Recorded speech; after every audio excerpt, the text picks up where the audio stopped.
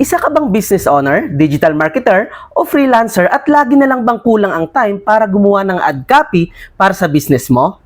Ganyan din ako dati. Pero alam mo ba, pwedeng-pwede mong mapadali ang buhay mo sa tulong ng AI, specifically ChatGPT.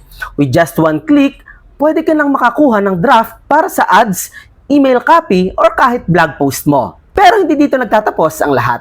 The secret, huwag mong hayaan si AI na gumawa ng lahat. Gawin mo siya para sa first draft, tapos ikaw na ang bahala sa final touch.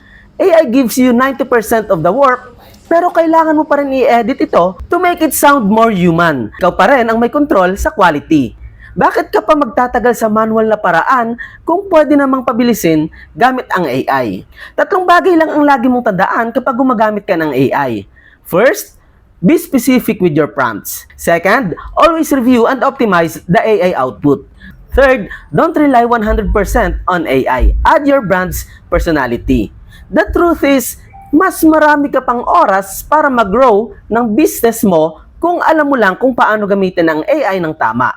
Pero alam mo ba, 97% ng script na sinasabi ko ngayon is actually made by AI. That's the power of ChatGPT plus using the right prompt. Now, kung gusto mong makapag-generate ng effective at humanized content gamit ang AI in less than 5 minutes, check out Instant Copy. Nasa comment section lang yung link.